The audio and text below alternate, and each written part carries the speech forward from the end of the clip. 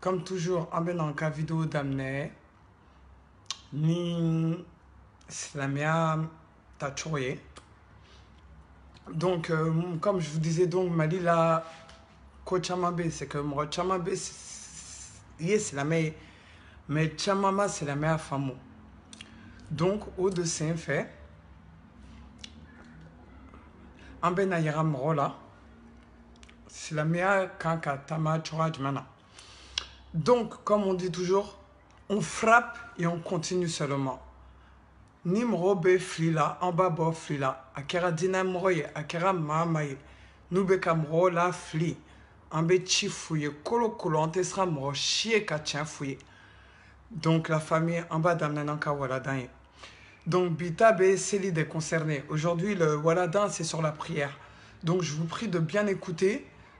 Aw caman mɔgɔ caman bɛ na nafa sɔrɔ a la, ne yɛrɛ bɛ na nafa ba de sɔrɔ a la. Donc, a y'aw tulo maja ka lamɛnni kɛ. Aw bisimila. بسم الله الرحمن الرحيم وصلى الله على نبيه الكريم والحمد لله رب العالمين سبحانك لا علم لنا إلا ما علمتنا إنك أنت العليم الحكيم رب اشرح لي صدري ويسر لي أمري واحلل عقدة من لساني يفقه قولي اللهم لا سهل إلا ما جعلته سهلا وأنت تجعل الحزن إذا شئت سهلا السلام عليكم ورحمة الله وبركاته أنسجلن كفي الله سبحانه وتعالى وبركة ماي أمر صليك يا كام كراك يا مني محمد صلى الله عليه وآله وسلم أنا كصحابة بلا جلي أني مؤمنون تقرأ ولوك سرنا في فقط أسألك يا ما جودوما أما فون إسلام يا كفولي نودي السلام عليكم ورحمة الله وبركاته أما إن الله سبحانه وتعالى في دينين تفهم كانوا يا ربي على موكرا nga jamana islama jamana ka basigi du kono ya rabbi ala mokira ka basigi du kono ya rabbi ala mokira nga demaya fana ta fanga ka sera ko bla dina chenka ya rabbi ala mo no garanye kan fatu limaniaka ya rabbi ala mokira okmana al sisa ametemana nga walanda komi angwa muna kuma shi auka nga yana nga dola ngo chama yingali ke seli kunyona kona suram se ka doni fo ulula bon ama fo alhamdulillah islama nyuma bela jilemba nyini ikase ka seli ka fora chogo miki ka kete parce que seli be adama den de mefen chamana anyo fo ka koro wa inna salata tanha anil fahsha'i wal munkar ka fo seli be mo fatania ka bo ko juguma ani ko konew ga seli re dikunde ala batoli seli dikunde ala batoli handalla ko fo ka koro ngo kira temena bet meseli nabila ibrahim al-kaba jomu kama seli kira sallallahu alaihi wasallam atmeseli fa semefunu amba aisha kwa makwala kwa ya farima yefemi ga ma femi ka ko di afala akunu abdan shakura ko yala leteke joemi ala barkadawa okmana islama kono la ilaha illa allah kofe no shahadatani ni be do dina na be do ni miye ka fon shirera ka fon mashite fo alan shirera ka fon ni muhammad ya allah subhanahu wa ta'ala ka kira de do aka jondo o kofe ni bi do dina na mo kura min kunte islama e ka koro e bi do dina na node o kofe jumembe gona o seli na mo min bangina ka sura fadu misela babi seli ara fitini bangina o konona na abafu ale mako islamo ina fama ye hal tarahu kitabul sahaba dum yae sahaba o dum minu ye ko don doni kasro ma balugo ya kretle ma balugo ya balugo ya wala ma balugo ya no ye ko don o ba fo ma ko sigaru sahaba dum safitinu me bet me jate islam bawde parce que hadisa bola kullu mawludin yuladu ala alfitra ka fo dem bebe bangi islam ya deka afade bse ka yele ma ka ke chrétien wala yahudi wala ma tasma batulay o da to ni dim sen fitini faturan vi amta sela shuka parce que muna afabe seli okmana islamaya dongan kofe no e shahadatani seli de begre okmana seli e femba de rukunu de do farda de do wajibi de do seli farda duri shunitle o de wajibi parce que afora ko iqami sala seli joli koro edi o koro ika ke ake watila ki joka seli o damate de ika ke ake chugo nyuma na min fora ika ke fana ake watila parce que kiran yin ngara sallallahu alaihi wasallam ayyul a'mali ahab ila Allah ko baara jumɛn de kanunen don ala yɔrɔ a ko as-salatu li waqtiha i ka seli a waati ka seli waatiw kɛ o de y'a to kuranɛ nana inna salata kanat ala al-mu'minina kitaban mawquta yani muaqqata seli waati kɛra anw ma mu'minu ma wajibi de waati fɛnw de don seli fana bɛ seli a waati lazara bɛ seli a waati fitiri bɛ seli a waati o kumana seli ye fɛnba de ye mais o kɔrɔ ye de ni selila i ma seli ka seli waati la ka seli i ni dungɔ na ka seli waati min ka di ye la o bien n b'a to fo n ka tila n ka baara la n ka sɔrɔ ka n ka seli kɛ an b'a fɔ o seli siya tɛ minɛ parce que ala ko i k'a kɛ waati min na i banna k'a ko la fo ni darula nana sunɔgɔ tɛmɛni ka fo ka taa seli fana tɛmɛ i ma se ka wuli dabɔngama sunɔgɔ fana tɛ parce que sunɔgɔ dɔw bɛ o ye dabɔngamaw ye e mɔgɔ min sira ka télé filɛ fo su 3h 4h e bɛ filimu filɛ la k'i da ka sunna fajiri mana tɛmɛ e kan o de ye jurumu cɛjugu ye parce que o ye dabɔngama de ye parce que i sira ala kota la fo ka taa se fɛn min ye wajibi ye ka tila k'o pan e kunna o kumana silama ɲuman o ye mɔgɔ min ni majigi b'a la a ka seli kɔnɔ a bɛ seli kɛ k'a ɲɛ a tɛ seli kɛ n'a ni dungɔ ye o kumana ka seli kɛcogo ɲuman nɔgɔya an ye ya rabbi ala m'o kɛra o kumana an bɛna jija ka dɔɔnin fɔ seli koɲɛw na o ka don wɛrɛ an bɛ se ka kuma a tashayyu wa shi'a a kɔrɔw nana cogo min an bɛ se ka kuma o kan o kumana kira sallallahu alaihi wa sallam n'a tun bɛna seli fɛn fɔlɔfɔlɔ jumɛn a b'i ɲɛsin kɔrɔ ma y'a dɔn bɛɛ b'o kalama seli kɔnɔ n b'a dɔn o ma yɛlɛma k'i ɲɛsin kɔrɔ ma a kɛra farida ye o a kɛra nafila ye o a tun bɛ ɲɛsin kɔrɔn de ma fo n'a kɛra mɔgɔ min bɛ voyage la i taara yɔrɔ dɔ la i tɛ kɔrɔn kɔni dɔn i t'a dɔn tile bɛ bɔ fan min fɛ i bɛ se ka yɔrɔ ka di i b'i jɔ k'i seli k'i ɲɛsin o ma baasi t'o la bon o yɔrɔ ma se fikutigiw bɛ se ka kuma o kan dɔw b'a fɔ i bɛ se ka seli mais n'i ye salamu bila kɔfɛ n'i ye kɔrɔn yɔrɔ ye n'o y'a sɔrɔ waati ma bɔ i bɛ se ka segin seli kan bon dɔw yɛrɛ b'a fɔ non i bɛ se ka seli a côté naani bɛɛ fɛ n'i ɲɛsin yan ma i b'o seli kɛ i bɛ ɲɛsin dɔ in ma ko a mana kɛ cogo cogo k'i n'a bɛn ni kɔrɔn ye bon bɛɛ ye masayilu ijtihadiya ye dɔnnibagaw ka cɛsiri ye nka an kun bɛ min dɔn a na kɔni kira sallallahu alaihi wa sallam n'a bɛna seli a b'i jɔ k'i ɲɛsin kɔrɔn ma mais bon k'a to voyage la n'a b'a ka daba sanfɛ a bɛ nafila seli daba sanfɛ nka ni farida kun sera a bɛ jigin ka seli duguma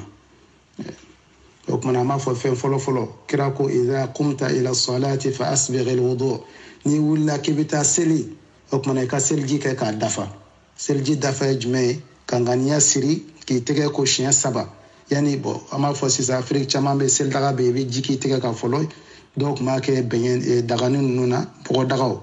an b'a fɔ n ko bɛngɛnnama segu ye yani k'i tɛgɛ don ji cɛ ma i bɛ ji k'i tɛgɛ kan k'a ko fɔlɔ ka sɔrɔ k'i tɛgɛ don ji la k'a ko ka ji don i da kɔnɔ ani nun ani ɲɛda yɔrɔ jumɛn ye ka bɔ tulo la ka taa tulo la o de ye ɲɛda ye ka bɔ kunsigi falen yɔrɔ la ka na fo bɔnbɔkolo la bon dɔw bɛ ji kɛ ka ɲɛda dɔrɔn ni salo bon n'o kɛra seli tɛ minɛ parce que ɲɛda ye farida de ani k'i tɛgɛ ko fo nɔngɔn na i k'i jija nɔngɔn ka don a kɔnɔ kinibolo kɛ fɔlɔ siɲɛ 3 ka numanbolo tugu o la ka ji kɛ k'i kunkolo masa siɲɛ 1 ka segin n'a ye kɔfɛ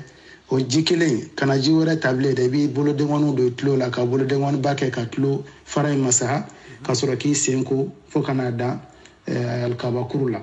mais i sen kɔtɔ sendengɔniw ni ɲɔgɔn cɛ i b'i jija ka ji kɛ k'olu cɛ bɔ parce que o ye sunna de nka i tɛgɛ kɔtɔ fana kana fo nɔngɔn na i jija i tɛgɛ dengɔniw ni ɲɔgɔn cɛ fana ye wajibi i ka ji kɛ k'olu cɛ bɔ bon ni bolola nɛgɛ b'i tɛgɛ la an b'a fɔ ko bagi warijɛ parce que cɛ man kan ka nɛgɛfin don cɛ baligu man kan ka baara seli don i b'a dɔn o fana b'an fɛ mɔgɔ caman t'a dɔn k'a fɔ o ye haramu ye hali b'o ye an ka karamɔgɔ dɔw yɛrɛ bolo la n'u y'u tɛgɛ kɔrɔ ta ou bien o denw baligu i b'a sɔrɔ warijɛ bolola nɛgɛ belebeleba in baara seli a cɛmanw an b'a fɔ musow dɛ cɛmanw man kan k'a dɔn haramu de don warijɛ kɔni bɛ se ka don bolola nɛgɛ bolodengɔni na o bɛ se ka don a kana tɛmɛ dirahamu 2 ka sariya la bon karamɔgɔ caman b'a fɛ i b'a ye a bɛ dɔw kinibolo n'u numanbolo la an b'a fɔ silama sariya tɛ sɔn o ma an ka mɛn cɛ de ma musow ko tɛ o kumana n'i tilala o seliji ta la kira ye duwawu dɔw fɔ sallallahu alaihi wa sallam i bɛ se k'a fɔ ashhadu an la ilaha illallah wahdahu la sharika lah wa ashhadu anna muhammadan abduhu wa rasuluhu o kumana i bɛ n'i ɲɛsin sisan kɔrɔ ma bon duwawu in fana nasira wɛrɛ bɛ yen allahumma ja'alni min at-tawwabin wa ja'alni min al-mutatahhirin hakɛto o kumana n'i nana sisan ibni jɔ sisan ka kibaru fili n'o ye Allahu akbar nka toujours nka ɲɛ bila i dusukun na fɔlɔ k'a fɔ k'i bɛna seli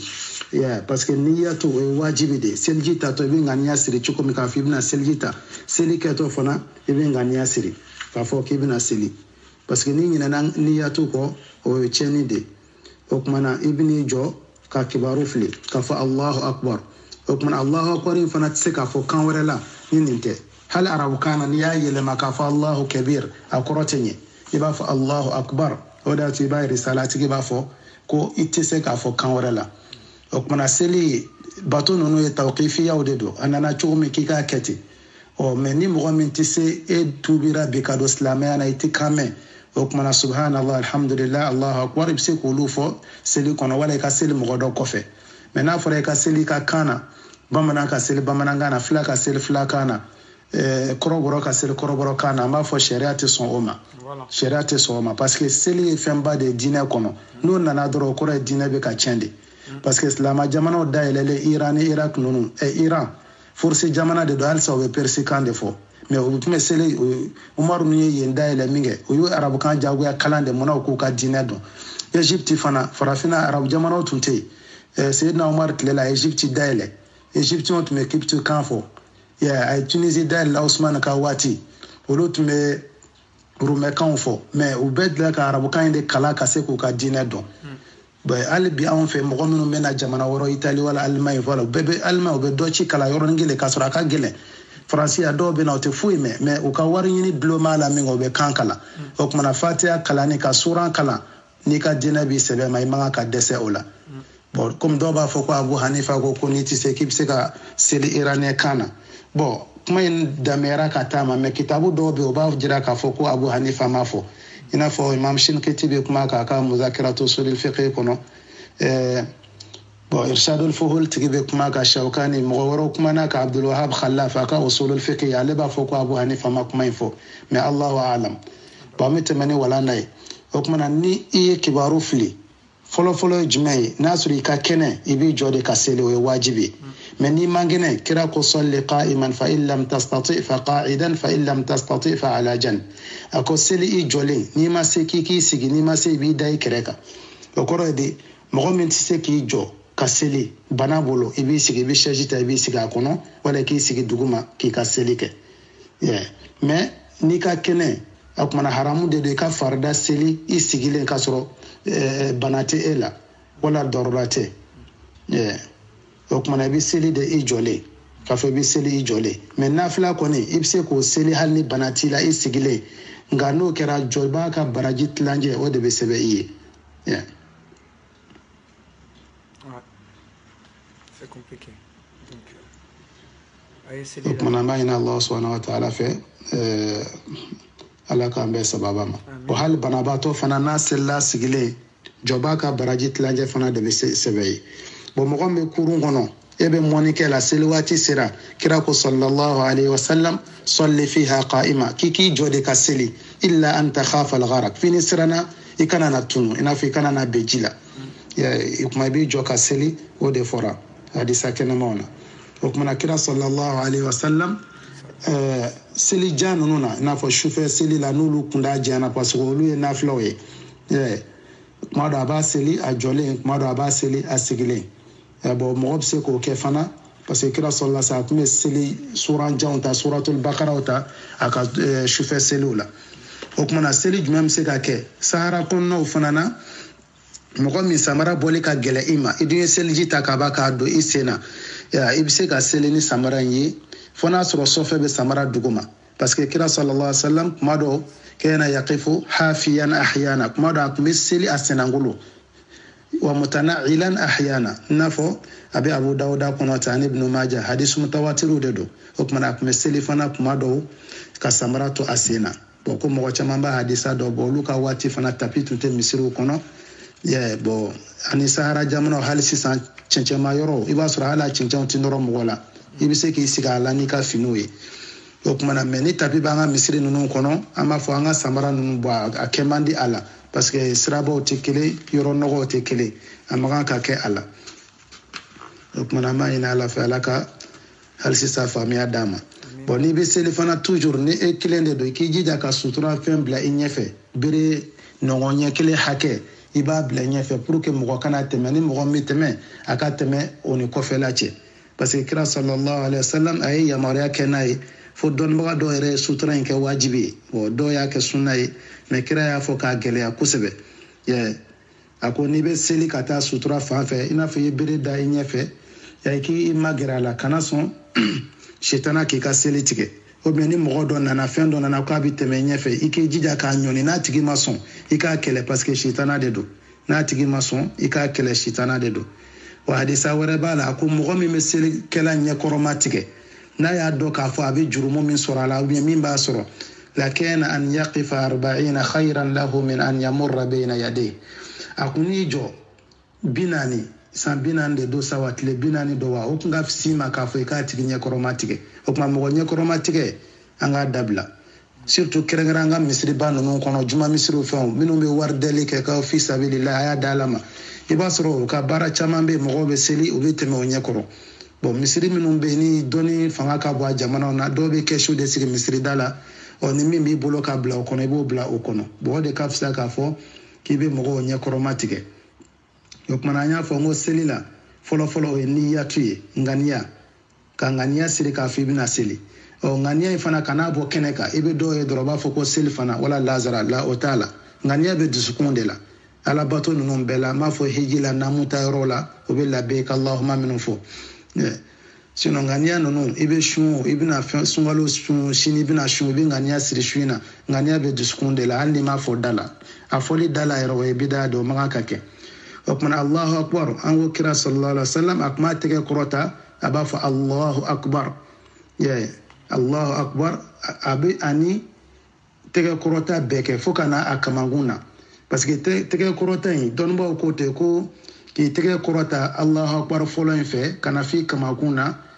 ko hadisa in sahaba 50 de hadisa in riwaya kɛ a bɛ fɔ de ma ko sunnatul mutawatira min dɔnnen don kosɛbɛ kosɛbɛ kosɛbɛ kuma dɔ a b'a ani allahu akbar bɛɛ kɛ ɲɔgɔn fɛ tɛgɛ kɔrɔta ni allahu akbar kuma dɔ fana a b'a kɛ allahu akbar kɔfɛ kuma dɔ a b'a kɛ ka kun a ye kuma dɔ a b'a kɛ ka kun a ye o kumana an bɛ nin fɔ k'a fɔ ŋaniya ye wajibi ye seli kɔnɔ takbiratul ihram allahu akbar fɔlɔ o fana ye wajibi ye seli kɔnɔ allahu akbar tɔ minnu bɛ yen olu ko tɛ mɛ allahu akbar fɔlɔ ye wajibi ye o kumana an bɛ minnu fɔ an tɛna se k'an da se seli suna bɛɛ ma parce que a ka ca i bɛ taa sɔrɔ mazhabu dɔ la suna dɔ bɛ dɔ la i b'a sɔrɔ o tɛ dɔ la mɛ minnu ka gɛlɛn an bɛ n'olu de fɔ inshallah o kɔfɛ n'i ye kibaru fili jija i ka ten bɛ turu yɔrɔ min i ka o filɛ selitɔ parce que i b'a ye ala an ka mɔgɔ dɔw bɛ yen u bɛ kameraw jɔ ka seli la u b'u jɔ de k'u ɲɛsin ten k'u ɲɛ tilen sanfɛ o man kan ka kɛ parce que kira sallallahu alaihi wa sallam a y'o bali o tuma n'i bɛ seli i bɛ sujudu bɛ yɔrɔ min i k'o de filɛ o de fɔlen don i ka seli fana kɛ k'a fɔ ni n bɔra nin seli la bilen i n'a fɔ n tɛna segin seli wɛrɛ la n satɔ don o kumana toujours i b'o bila i kun na bon duwawul istiftahi fana bɛ yen bon ko mazhabu dɔw la olu t'a kɛ i n'a fɔ imam malik ala ka jɛmɛ ka bɔ a ma n'olu ye kibaru fili dɔrɔn u b'a daminɛ alhamdulillahi rabbil alamin mais mazhabu dɔw la duwawul istiftahi ko yanni ka fatiha daminɛ a duwawu ka ca subhanaka allahumma wa bihamdik wa tabaraka ismuka wa ta'ala jadduk wa la ilaha ghayruk bon abu dawuda nana n'o ye a bɛ hakimu fana kɔnɔ bon o hadisa kɛnɛmanw don bon hadisaw ka ca wajahatu wajihi a ka ca mais i bɛ se ka kelen ta k'o fɔ yanni ka fatiha daminɛ bon kira sallallahu alaihi wa sallam a tun bɛ fatiha kalan k'a tigɛ tigɛ i n'a fɔ sisan ne ko alhamdulillahi rabbil alamin arrahman arrahim maliki yawmiddin wala maliki yawmiddin kalancogo fila b'o la iyyaka na'budu wa iyyaka nasta'in fo ka taa ban parce que fatiha ye wajibi de an bɛ segin o kan k'o fɔ fatiha ye wajibi de parce que a fɔra ko la salata liman lam yaqra bi ummil kitab yani seli tɛ mɔgɔ ye la salata liman la yaqra bi fatihatil kitab bon hadisaw ka ca na k'a fɔ seli tɛ mɔgɔ ye mɔgɔ min ma fatiha kalan o tuma fatiha ye farida de ye an bɛ ka kuma seli faridaw de kan an bɛna olu de ta minnu ye wajibi parce que n'i y'o to yen wala i t'o dɔn i ka seli bɛ tiɲɛ bon ni mɔgɔ min n'i bɛ ka seli mɔgɔ dɔ kɔfɛ i n'a fɔ sisan jama seli la bon ko muso la ka cana muso ka sela ka so kɔnɔ baraji ka boni kɛnɛmana baraji ka boni misiri mais muso maga ka bali misiri la nka n'u bɛ taa u kana kasajalan k'u kan parce que n'i y'o kɛ kira ko sallallahu alaihi wasallam muso bɛ parfum k'a kan wala kasajalan ka bɔ kɛnɛma cɛw bɛ kasa mɛ k'i ni jɛnɛyakɛla bɛɛ ka kan o tuma na ni i bɛ seli jama cɛma ni alimami bɛ ka kalan kɛ an b'a fɔ sisan alimami ka kalan kɛ a bɛna fɛn bɛɛ k'a kɛ misaliyala ni alimami bɛ ka safo seli n'a y'o jɔ ko 2 kɛ a bɛ kalan kɛ k'a bɔ e kan k'o lamɛn mais n'a tɛ kalan kɛ yɔrɔ min k'o labɔ i b'o fatiha kalan parce que dɔnnibagaw ka kuma min b'a la yan n bɛna dɔ fɔ a la parce que kira sallallahu alaihi wasallam a daminɛ a ko la'allakum taqra'una khalfa imamikum ko a bɛna fɔ aw bɛ kalan kɛ a ka alimami kɔfɛ i n'a fɔ ale yɛrɛ kɔfɛ qulna na'am hazzan ya rasulallah an b'an teliya k'a kɛ kira ko la tafa'alu akana kada illa an yaqra ahadakum bi fatihatil kitab fo na bora dola kelen bi fatiha kala fa innahu la salata liman lam yaqra biha bukhari nana nin yeta ka do selite mɔgɔ ma fatiha kala bon o kɔfɛ ko ayu bali fatiha kalani na a bɛ seli min bɔ kɛnɛma bon minnu nana n'o hadisa ye ko kira sallallahu alaihi wasallam don la tilala fajiri seli la a ko hal qara'a ma'i minkum ahadun anifa yali jeni ye kalan kɛ sisan ne kɔfɛ cɛ dɔ ko naam ko ale de do kira ko sallallahu alaihi unaza muna bɛ sama kalan kɛtɔ abu hurairah ta ko fantaha an-nasu anil qira'ati ma'a rasulillah fima jahara fihi rasulullah bil qira'a ko mɔgɔw u ye kalan dabila kira kɔfɛ a bɛ min pɛrɛn hina sami'u dhalika min rasulillah وممنجه وقرأوا في أنفسهم سرا فيما لا يجهر فيه الإمام وكما باك لو داجكورو المامت من بو كنما ودات إمام مالكي نانانيني بو أني إمام أحمد بو وكما ناناناي كان يفوق أطلاق أفوق حديثة كنما دو كو حديثة كنما دو بو كدلو دورة إنما جعل الإمام ليؤتم به المامي كرا دي كوانا لا ديجي يعني كبارو في لنا كبارو في وحديث ورا بيت تقولي ابن أبي شيبة نانوي قال من كان له إمام فقراءة الإمام له قراءة ni almami kera mɔgɔ min fɔra almami ka kalangan ye e yɛrɛ de ka kalangan ye o kumana o b'a jira k'a fɔ ni almami bɛ fatiha kalan k'a bɔ kɛnɛma yani e kan k'i daje parce que sakitatu 2 de bɛ yen dɔnnibagaw ye min fɔ caman taara min kan ko kira sallallahu alaihi wasallam n'a ye kibaru fili a bɛ daje dɔɔni ka duwawu in kalan kɔfɛ tuguni n'a tilala sura ninnu bɛɛ la yan'a ka taa ruku la a bɛ daje dɔɔni o kuma ni alimami tilala fatiha la dɔrɔn a kan ka tɛmɛ ni sura de e kɔni b'ale lamɛn i man kan ka fɛn kalan fo n'a sɔrɔ a kan tɛ bɔ yɔrɔ min i n'a fɔ safo jɔko 2 laban ani fitiri jɔko 1 laban o kumana kira sallallahu alaihi wasallam an b'a fɔ ni a tun bɛ kalan kɛ ka caya a bɛ sura dɔw ta sura minnu bɔ komi anw fɛ bi caman bɛ seli ni kul wallahu ni inna a'tainakal kawsara mɔgɔw ka teli seli ma o de y'a to an b'a fɔ seli nafa ka dɔgɔ bi kosɛbɛ ala k'an bɛɛ sababa ma o kumana kira tun bɛ sura dɔw kalan minnu ka jan dɔɔni sura dɔw ka jan nka tuma dɔ a b'a surunya n'a ye den kasikan mɛn a kɔfɛ a b'a surunya dɔɔni pour que den ba kama den kasikan kama souvent a tun bɛ se ka sura 2 tugu ɲɔgɔn na والمفصل دولا نفس سورة الرحمن والنجم أن الرحمن علم القرآن والنجم إذا هوى ما ضل صاحبكم وما غوى أبا سورة فلا بيت غنيونا ركع كلنا سواء اقتربت الساعة وانشق القمر أن الحاقة ما الحاقة أبو تغنيونا ركع كلنا مر والطور وكتاب مسطور أني والذاريات ذروة أبو تغنيونا مر إذا وقعت الواقعة نون والقلم سواء كرات منك كسورة فلا تغنيونا mais aka shufe nafila la comme olu ka jan mɔgɔ tɛ se la ka kelen bɛ seli o la kuma dɔ a bɛ suratul baqara ta ka suratul nisa ani ali imran a b'o bɛɛ lajɛlen kɛra k'a kelen na a ka shufe seli la o de y'a to kira ko sallallahu alaihi wa sallam afdalu salati tulul qiyam seliw la fisamandiya o ye jɔli janya de ye o kumana an bɛ dugawu kɛ hali sisan ala k'an bɛɛ sababa ma ala k'an bɛɛ sababa ma ala ka diinɛ ta fanga nɔgɔya ala ka diinɛ ta fanga nɔgɔya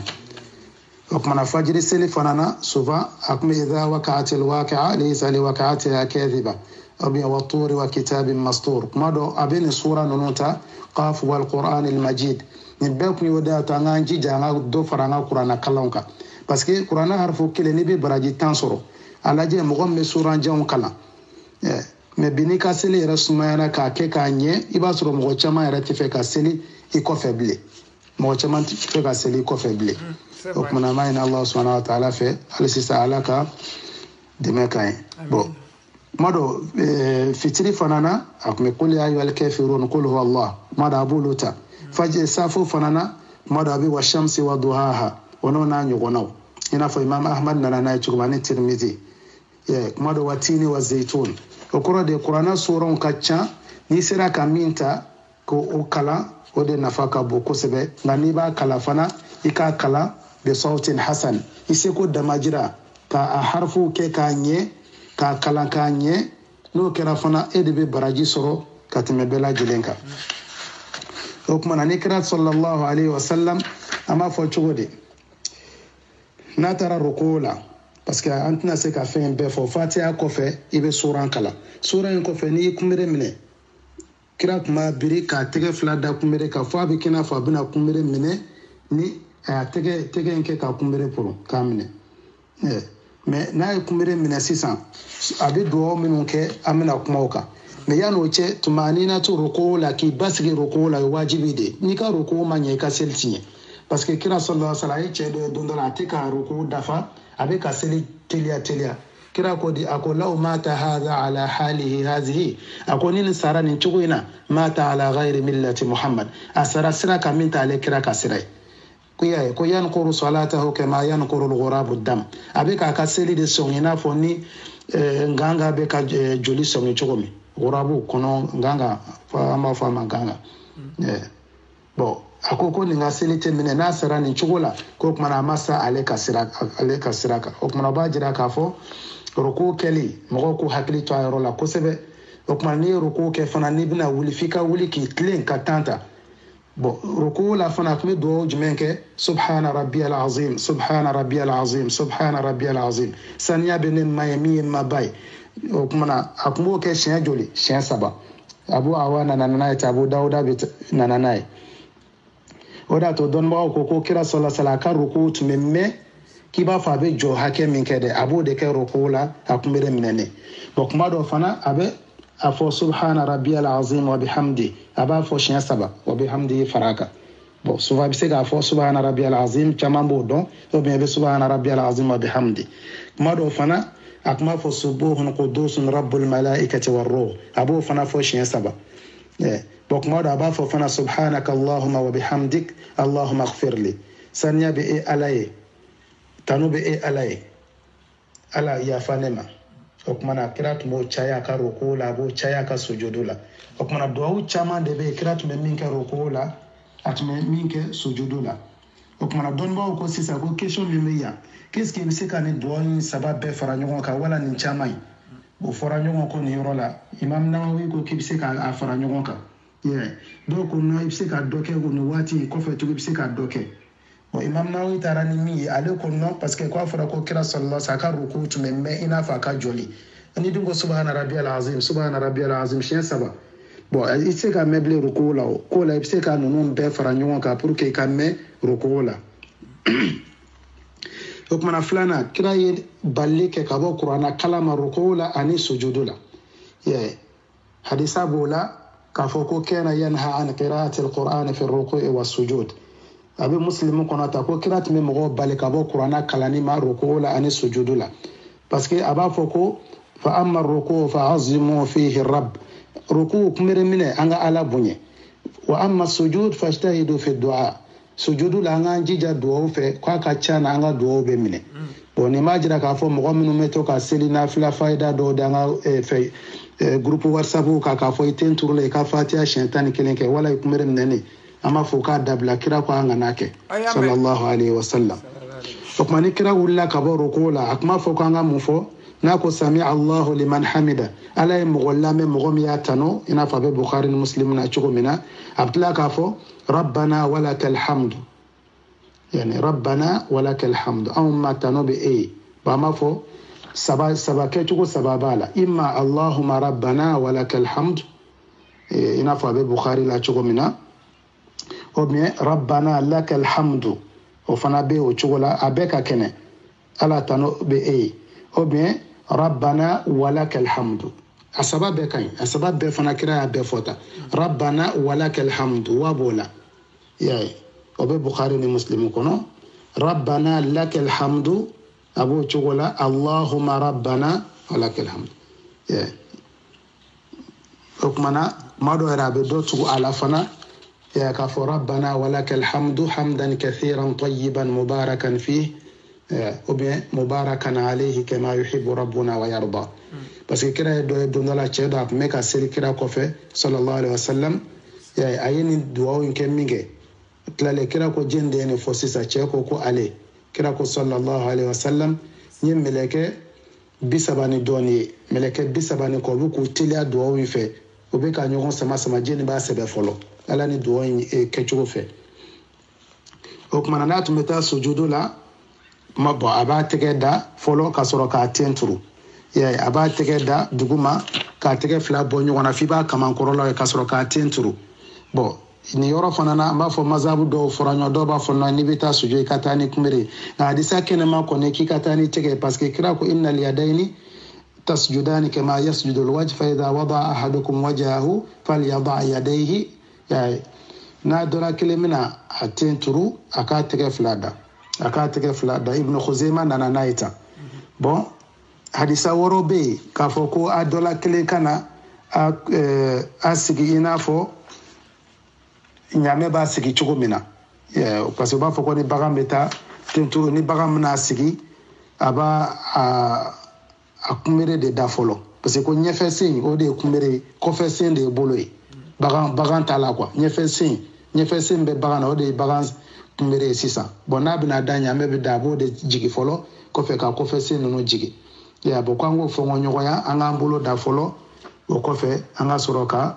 antenturu e mta mbere da ko fe inshallah o ma don ba chama taruka imam maliki no mboka bo do fana bo contraire ke allah a'lam o kuma ba basiki tenturu lila aba foko ale ya mariala afarukulo wulon vla de ka sujudu ke o jume tege fla kumere fla o nani se de gono ko feta fla ko tu o woroy wal jabhatu wal anfu tenin kira yo bela jelen jate kile parce que ay bolo shi oma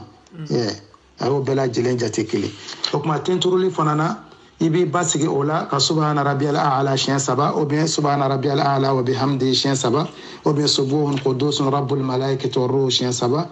ou bien subhanaka allahumma rabbana wa bihamdika allahumma ighfir li ibseko fanafo adwa ka chantse ka chamafo ya subhanaka allahumma bihamdik la ilaha anta subhanaka allahumma bihamdik sanya bi alai anitano la ilaha anta mashiwarati fa ala muslimun nanai kirafuna kumi duwa ka allahumma ighfir li ma asrartu wa ma a'lantu ala ya fa kenema nyemin bo kenema ani nyemin dugo okmana be sujudu jaya kosebe parce que kira sujudu nafa fo tenduruli kira yo nafa fo kosebe ako ale kam mande shite fo la hara jodo ale be mindo oko ebse ko don chugo de ya rasulullah fi kathratil khalaik jon chaya cheme be nun don chugo de ako ni dora wore do kono so fi ma umbe ya metenje obula iko yali tu doma kira ko oko kira ma ko na kira ko ibul ako sisa fa inna ummati yawma idhin ghur min as-sujud ako aleka manden odon olu sujudu fe utenda ujelende do al-ghiratu bi maana bayad al-wajh yani tenda jeya ya ube don ofe tamashen jema umbu la fana selji sababula oda to mogo be sel anyema iba sur ala be noro do ka atigila okono bebo kalama mogo mi selika anyema erere halni foi takum wallahi ala be noro do ka atigila bo hadisa warabe kira ko idha arada Allah rahmatan man arada min ahli an-nar nala be feka hine tasma kono mogola minu mi janama kono o ka jurumu yusi ama ala be malako ya maro ka mogobo ko be mogodo bo o be donde ni o ka sujudu kenoy ko ala ya haram ya tasmaka anta akula athara sujud aka sujudu nodu o kono be bo janama kono no ye fa kullu ibn adama ta'kuluhu an-nar illa athara sujud adama de tasma be se ka fa be dun janama kono fo sujudu no o kono bukhari nanane ne muslim nananae ka fo ne dalu ka fo ala nyesra jon ko takelaw o te dume tasma kono ya o te dume tasma kono o kuma minnu b'a fɔ n'i donna jahanama na ko khalidina fiha n'a fɔ mu'tazilaw wasil ibn ata hasan basri ka waati delila k'a fɔ olu de ye kuma in daminɛ k'a fɔ n'i donna tasuma na k'i tɛ bɔ o kuma mɔgɔ minnu tɛ bɔ o ye filanga fɔ de josɔnna wala mushiriku baarakɛla ou bien nafiki mɔgɔ min bɛ seli ma a yɛrɛ dalen tɛ silamɛya na ni bamananw wulila a b'a fɔ olu ta de ye tiɲɛ ni sɔnnikɛlaw wulila a b'a fɔ olu de ta ye tiɲɛ a yɛrɛ dun bɛ seli mɔgɔw fɛ o tɛ silamɛ ye ou bien kafirifin nka mɔgɔ min bɛ seli a ka ɲuman ma se k'a lase alijinɛ ma ala bɛ se k'a labɔ n'a ka jurumu banna parce que kira y'o fɔ sallallahu alaihi wasallam ko mɔgɔ si ka baara ɲuman tɛ se k'i don alijinɛ kɔnɔ o ko hali e yɛrɛ wa ko hali ale yɛrɛ fo n'ala hinɛna na mais aya min b'a fɔ ko a ye don alijinɛ kɔnɔ jazaan bima kuntum ta'malun saraya a ye min baara o t'i ka baara dama ye dɛ dɔnnibagaw y'o tafsiru kɛ mun ye ala de y'i bɛnzɛɲɔgɔnya ye k'o baara kɛ sinon mɔgɔ caman bɛ yen o sara o kun ka ɲi o jogo ka ɲi i n'a fɔ ale fa ye ko bɛɛ kɛ kira ye mais ala ma se k'a bɛnzɛɲɔgɔnya a ka se ka kana sira ye ya rabbi ala ka kana sira jira an na o kɔfɛ n'i wulila ka bɔ sujudu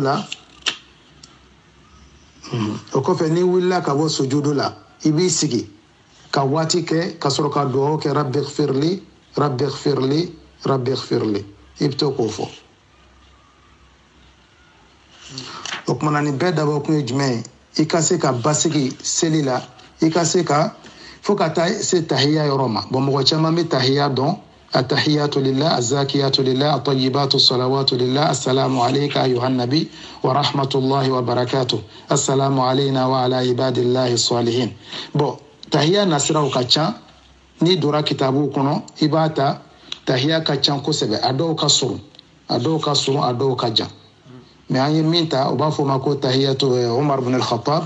bon tahiyatu tashahhud Umar ibn al-Khattab tashahhud ibn Abbas bɛ yen o man jan. Bon, voilà, on va n'attendre fori parce que cassette kajamamba qui audio créé comme ça beba na fa sur yorning kiri a masoka cassette audio flalameni silika donc on va t'offrir fori à toi la main. Donc mananye tahiya min fo ama fo mako tashahudu Umar ibn al-Khattab ala ka jame ka bama donc man bi tahiya ke ebi bolo de ngoni saba ka bolo kuma ba daw ka jashere ko o lamaga tahiya keto o mana hadisaw fana b'o la k'a fɔ ko kira sallallahu alaihi wasallam bolo dengɔni kɔrɔta yuharrikuha yad'u biha a b'a lamaga a bɛ dugawu kɛ n'a ye tahiya kɔnɔ riwaya dɔ nana ko la hiya ashaddu ala shaytani min alhadid a ka jugu shaytana ma ka tɛmɛ nɛgɛ kan bolo dengɔni lamagatɔ o kumana o tagabolo in an b'a fɔ imam ahmad nana n'o ye dɔnnibaga caman nana ka fana k'a fɔ a hadisa ka kɛnɛ k'a fɔ ko tahriqul al-isbu aw al-usbu aw al-asbu comme a bɛɛ bɛ fɛn arabukan na bɛɛ bɛ ɲɛ arabukan na usbu'un bolo dengɔni ou bien asbu'un ou bien isbu'un k'a lamaga tahiya la ko sunna sabatilen don imam ahmad ani al-mamuru o ye baara kɛ ni a ye o kumana an ye tahiya min ta tahiya nasira ka ca parce que fɛn caman bɛ an tɛ se ka kuma o kan audio kana na janya kojugu o puis mɔgɔw k'u jija fana u ka seli kɛcogo ninnu kala parce que n'i y'a mɛn ka n panna dɔw kun i n'a fɔ iqama n'i bɛna don seli kɔnɔ Allahu akbar ashhadu an la ilaha illallah ashhadu anna muhammadan rasulullah hayya ala as-salah hayya ala al-falah qad qamatis salatu qad qamatis salah Allahu akbar la ilaha illallah qad qamati bɛ se ka fɔ siɲɛ fila a bɛ se ka fɔ siɲɛ kelen nin bɛɛ sabatilen don bon comme olu fɛnw bɛ fɔ misiriw kɔnɔ mɔgɔw b'o mɛn u tulo la nka an bɛ ka kuma caman kan nin na tahiyaw ni fɛn caman bɛ yen olu bɛ fɔ da jukɔrɔ o de i b'an ka mɔgɔkɔrɔba caman jɔ misiri kɔnɔ i b'a sɔrɔ n'i k'a ka tahiya fɔ a tɛ se parce que fɛn o fɛn bɛ fɔ da jukɔrɔ seli la n'a tɛ bɔ kɛnɛ ma mɔgɔ bɛ mɛn ka seli parce que mɔgɔ tɛn'i kɔrɔbɔ k'i ɲininka a la bon an kana maloya dɔɔni ɲinini na o de y'a to n b'a fɔ hali sisan anw bɛ k'an kundaga surunya dɔɔni ɲini na i bɛ musokɔrɔba kalayɔrɔ caman ye nka i tɛ cɛkɔrɔba kalayɔrɔ ye i ɲɛna an faw fana u k'u cɛsiri u ka seli kalan parce que lahara jɔ don mɔgɔ bɛ ɲininka i ka fɛn fɔlɔ min na o ye seli de ye n'a ɲɛna i ka baara tɔw bɛ lajɛ halisa ala k'an bɛ sababa ma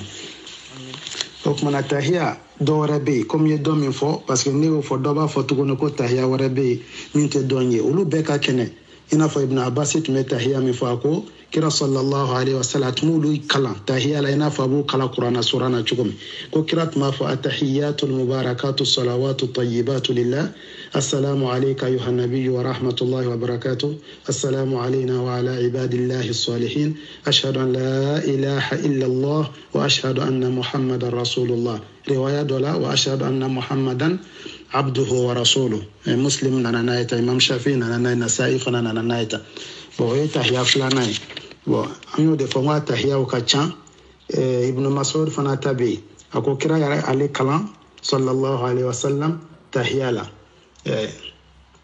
ina fatmu ali kalam chugo mi surana akma fa tahiyatu lillah was salawatu wa tayyibat assalamu alayka ayuha nabiyyu wa rahmatullahi wa barakatuh assalamu alayna wa ala ibadillahi as-salihin فقاتاسي أشهد أن لا إله إلا الله وأشهد أن محمدا عبده ورسوله bon ni beba jira ka fo tahiyya nasra o kachan mais ibi kelen de ta akema o da to nya fo do be trombo ba fo ko don ba be fo nyon ko o ka kituti kili ama fo nyon ko don na tlanen do fly إما الاختلاف في المسائل الفقهية الاجتهادية فيكو كيتو تشسري دون بابي تشسري كيتي دو بوينا في باصر إمام مالك لا قبلا بعد بي إمام أحمد فنا في قبلا بعد بي إمام شافعي في قبل درون بي أبو حنيفة في بعد درون بي parce que be jija masala do la bi soro seli kono seli bi chen bolo chugo do la iba soro be ma ke kira ere la sallallahu alaihi wasallam o be kuma do suna kuma do ma ya subu do bolo bo surtout imam malik ala ka jeme ka boama madina don bagaba ale nyona tunga do wat le kono parce que imam shafi kala ka bolo san wolonvla to ko san woro bo masala ta soro madina ka shurutu bola malik ya kono kalam ka gele fi ka soro mo gomba don ko sebe souvent amalu ahli al-madina madina ka bara ijma'u abu black mado obseka bla hadithul ahadin mais bode atipta sur fin do sur mo apa kono mais ta sur maliki ya kono o te baraka nay yeah parce que mona olube jate mina folo madina ka bara wa fone sahaba do no modonde bo chugo lube ni fendo yeah bo souvent ta sur halu mazhabu kono ibn qasim ka kuma na mudawana kono be bla mo atwa nyema maliki re mi sebe bo mazhabu nu benu ka usulu de do ga ame kuma feminu ka hadisu ka chaminu na ame kuma oluka mena sala masari ijtihadiya la don ba fo nono don ba ode o ka doni sira chesiri roma halle fili usra la bo ya fawe parce que o ba fo nuka kuma fura kirata ko sallallahu alaihi wasallam tu kirata no fe ko mo shite min tefli c'est ko e babu daele kala ndem bela jelenye ga o ka doni sira ni degré fana de ma o ka kuma dinena o kuma na antise ka fo ka me doni soro katima ulutaka fika o ka doni nyini doni ki chesri kuma kalando wada to masara do be makuma uluka minun donindo parce que mo be seli wele misirla akacha na chama mse ko ke afa minun be fo daju koro bo am an jija ko chama fo parce que mse ko lame ka e odege inshallah o kuma tahiyala ni klalo ola e joko fla seli e sigi e tahiyake bo soli ibe soli ka kira ka sallallahu alaihi wasallam o kuma soli ka to kira nyiniga ko ya rasulallah qad alimna kayfa nusallimu alayk an ya do ami salamu ki ka chogodi parce que fol arabu tume foli ke ba fo ma ka chogomi bo an fe ni so ma era sira bo yara tawbe no sabahul khair sabahun nur bi'imu sabahan wa ni'mu istibahan wana nyogono bo kira ko ala ya ko fale fena mi ka bonin be parce que salamu e kishi de ala to gode ko ala ko nga fo nyoma assalamu alaikum wa rahmatullahi wa barakatuh ya ni mo yo fina wajibi de ka foli ko sigini nyogon wada to afara la tabda'u bil yahudi wan nasara salam hadisa kenan mambe chrétien yahudiya kenan malien yo parce que ni ko nazara an fait tuwawu de ko tuwawu te nasara de tuwawu nazara de mo be chrétien dine sraka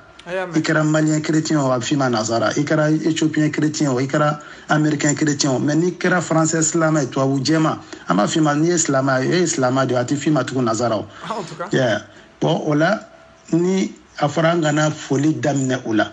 kana fu ma assalamu alaikum tam mo mi rete islamai ma ka fa ma assalamu alaikum wa rahmatullah sai ala to de do kishibika ana laka hine anaka barka bon kunu ifo ka fa wa alaikum bon assalamu alaikum wa rahmatullah sahaba ko kira eya on kala ula oda to anga mo do telma ke uta famu ni fana dɔrɔn a ne tɛ arabu ye kana fɔ ma salamu alaikum duwawu de don duwawu de don silama de kan k'a fɔ fana o kumana ko kira an y'a dɔn I y'an kalan salamu kɛcogo la ko mɛ an bɛ seli e ka cogo di an bɛ seli ka cogo di o kumana sɔli nasira ka ca mɛ n bɛna dɔw fɔ a la an ka se ka nafa sɔrɔ parce que don o don mɔgɔw bɛ sɔli kuraw dilan wala wurudi kuraw dilan k'a di mɔgɔw ma o de y'a to n y'o fɔ n ko bɛn kɛra fɛn min kan an ma tila o la fɔlɔ kuma tɛ minnu bɛ k'a créer parce que kira ye caman di n bɛna sɔli 7 de fɔ yan hadisa kɛnɛma bɛ sɔli 7 min na kira ye min di peut-être an caman yɛrɛ bɛ an t'u dɔn yɛrɛ sɔli kelen kelen kɔ o kumana kira ye min di o de ka bon ni diɲɛ fɛn bɛɛ ye parce que ale de cira ma ale de b'a dɔn fana a baraji ye min ye bon ni ne nana dɔ dilan sisan k'a fɔ nin kɛ a ka ɲi jeni y'a fɔ ne ye ko a ka ɲi hali y'a ye sogo de la ko a ka ɲi o tɛ se ka kɛ parce que sariya dafalen don ka ban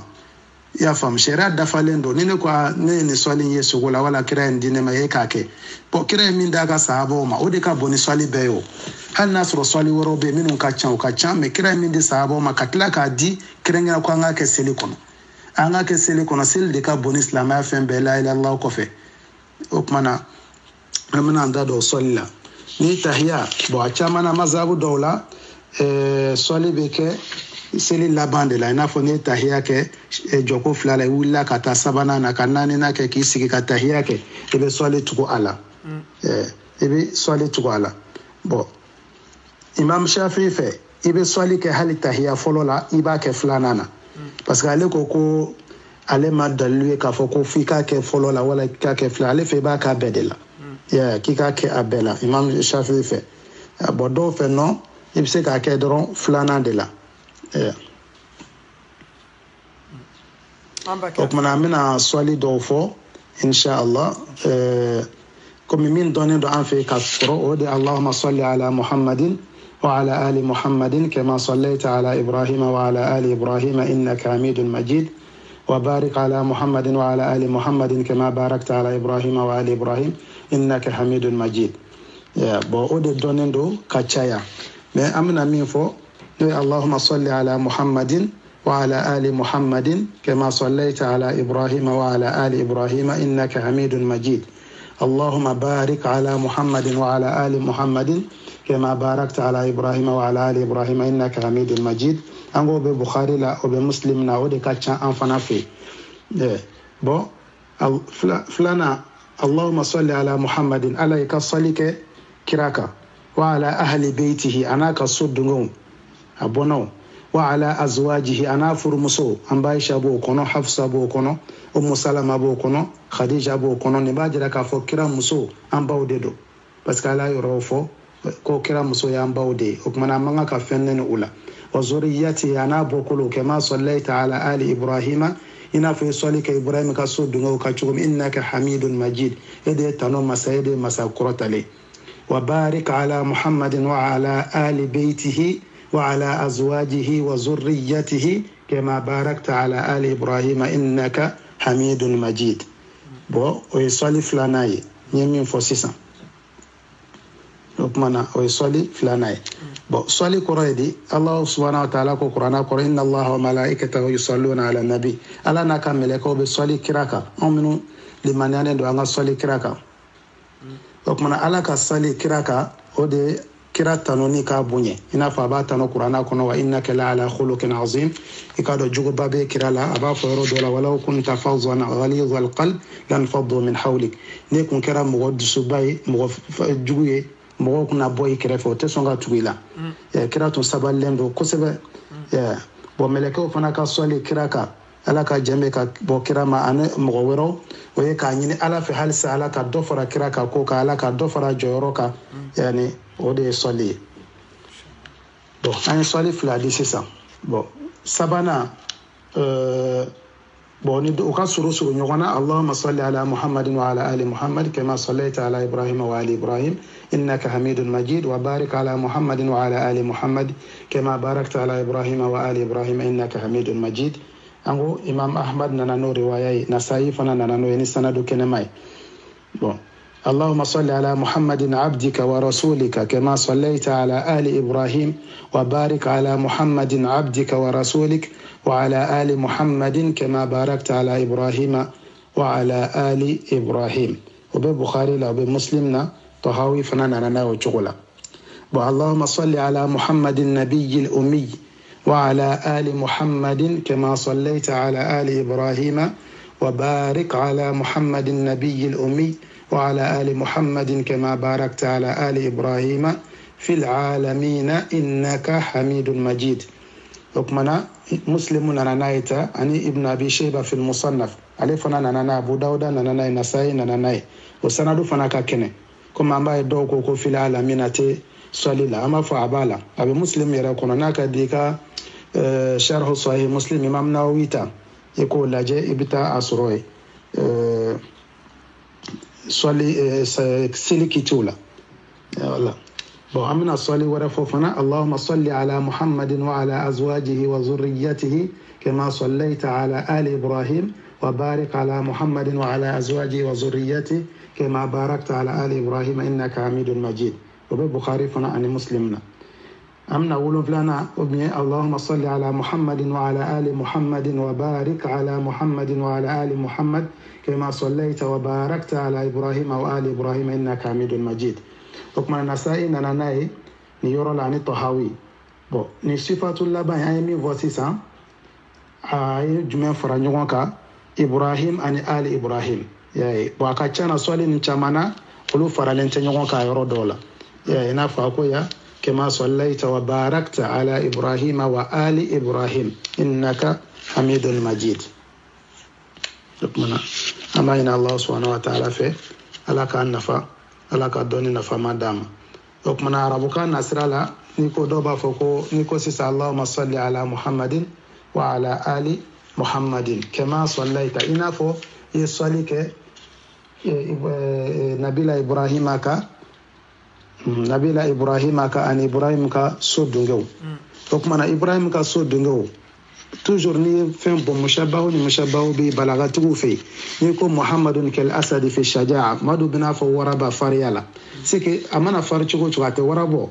mais ango sali ka kiraka ina fi yake Ibrahim ka sike okorote ko Ibrahim ka fsani kirai sallallahu alaihi wasallam ka jame ka bugema don ba ko te ko parce que ni ko ina fi yake karsa ka okoro karsa fanga ka bu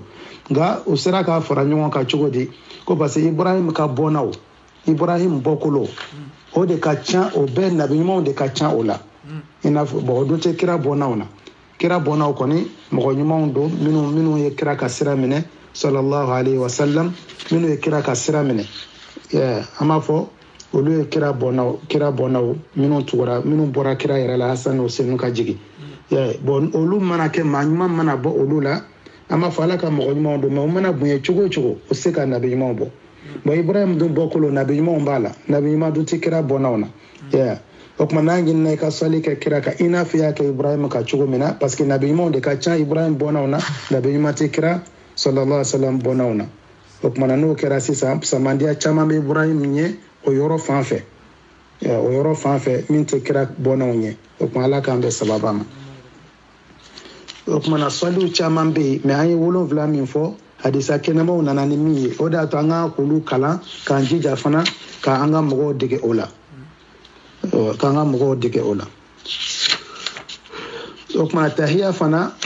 laban bon mazabu fɔra ɲɔgɔn kɔ Imam Maliki ka sira la tahiya ye sunna de o de y'a to n y'o fɔ mais mazabu dɔw la o y'a kɛ wajibi ye n'i ma se k'a dɔn dɔrɔn n'i ma kalan i ka seli tiɲɛ o tuma na mɔgɔ kan ka tahiya kalan an k'an jija an k'a kalan an k'an ka denbaya kalan na seli kɛcogo fana an ka kalan ka sɔli kira ka sallallahu alaihi wasallam caman fana tagara k'a kɛ wajibi ye caman taara k'a fɔ wajibi u y'u ka dalilu kɛ jumɛn ye ko iza salla ahadukum falyabda bi tahmidi rabbi ko kira ko sallallahu alaihi wasallam n'a dɔ la kelen selila a k'a daminɛ ni Ala subhanahu wa ta'ala tanoni ye o kɔfɛ a ka seli o kɔfɛ a ka sɔli kɛ ale kira kan o kɔfɛ k'i ka duwawu kɛ min ka di ye bon hadisa in bɛ Imam Ahmad ka musnadu la o da to olu ko ko salatu ala nabi wajibi de do seli la surtout tahiya kɔfɛ o kuma Imam Shafi fana taar'o kan sahaba dɔw taar'o kan o da to Imam Shafi dɔnniba caman taara k'a fɔ n'i ma sɔli kɛ kira ka sɔla sa i ka tahiya laban na k'i ka segin seli kan o kuma na an b'a fɔ mazhab Maliki ala sunna de do i k'a kɛ fana o de ka kan ni ka kɛ fana o de ka kan bon ni tilala tahiyya laban na i kan ka duwawu kɛ yani ka salamu alaikum bila i n'a fɔ kira tun bɛ duwawu kɛ sallallahu alaihi wasallam ka tanga ɲini ala fɛ ka bɔ kaburu tɔɔrɔ ma ani masihu dajjal kafiri min bɛna jigin ni ɲɛ kelen dɔ ni kira ko sallallahu alaihi wasallam k'a tɛ don dugu a bɛ don dugu bɛɛ la fo Maka ni Madina a ka tile kelen taama bɛ n'a fɔ san kelen taama tile kelen bɛ n'a fɔ kalo kelen bon ahmadiyya mɔgɔw de ma sɔn o ma parce que n'olu sɔnna mɔgɔ min kan ka dajjal faga o de ye Nabila Isa n'a jigira Shami ya ina fa hadisaw ka kɛnɛ na cogo min na sunanu sita bɛɛ nana ka alimanba naani bɛɛ bɛnn'a kan tafsirutigi bɛɛ k'a daminɛ ibnu jarir tabari minnu fatura hijira san 300 kana Qurtubi ni ibnu Kasir u bɛɛ bɛnna Isa jigi ni dajjali kan o kumana dɔnnibaa si ma fɔ ɲɔgɔn kɔ o de y'a to n bɛ to k'o fɔ k'i man kan ka kɛ wajuli kɛ f'i ka azabu ni tagabolo dɔn i k'a dɔn fana k'a fɔ ijmaw ibnul munziri ye tadwini minnu kɛ ijmaw la parce que i kana taa fɛn dɔ fɔ e ka taa bɔ dɔnnibaw kɔfɛ dɔnnibaa bɛɛ ko Isa bɛ na n'e ko k'a tɛ na i ka kuma tɛ jate o parce que a tɛ jate yɛrɛ o t'o jate ko dɔnnibaa dɔ ko k'a tɛ na a tɛ fɔ tɛ yɛrɛ parce que a bɛ k'i n'a fɔ e tɛ yen o kumana kira tun bɛ duwawu kɛ ka tanga ɲini ka bɔ masihi dajjal fɛ ka tanga ɲini fana riwaya wɛrɛ la a b'a fɔ Allahumma inni a'udhu bika min al-ma'tham wal maghram ne bɛ tanga ɲini ka bɔ e ala fɛ jurumu ko fɛn bɛ se k'an sama ka se jurumu ma wal maghram ani juru mɔgɔ kana juru i n'a fɔ ye juru ta mɔgɔ fɛ kira tun bɛ tanga ɲini kosɛbɛ ka bɔ juru ma parce que an b'a sɛ kira ɲininka k'a ka ca na i bɛ tanga ɲini tuma bɛɛ ka bɔ juru ma kira ko sallallahu alaihi wasallam inna ar-rajula idha gharima hadatha fa kadhaba wa wa'ada fa akhlaf ko cɛ n'i ye juru ta tuma bɛɛ n'i ye kuma fɔ i bɛ nkalon tigɛ n b'a sara sini ŋɛnɛ i bɛ kɛ nkalon tigɛla de n'i ye layidu ta fana i t'a dafa bon souvent a tun bɛ duwawu min kala tahiyya in kɔfɛ yan'a ka salamu bila an y'o de fɔ Allahumma inni a'udhu bika min azabi al-qabr wa a'udhu bika min fitnati al-masih ad-dajjal wa a'udhu bika min fitnati al-mahya wal-mamat Allahumma inni a'udhu bika min al-ma'tham wal-maghrab souvent a b'o fara a kan tuma dɔ fana a b'a fɔ tuguni n'a m'o fɔ a b'a fɔ Allahumma inni a'udhu bika min sharri ma amilt ala ne bɛ tanga ɲini e fɛ ka bɔ tɔɔrɔ ma n ye ko min baara wa min sharri ma lam a'mal ba'd ani ma min baara fɔlɔ ni bɛ Nasa'i kɔnɔ ni sanadu kɛnɛma ye Ibn Abi Asim nana n'a ye fana a ka sunna na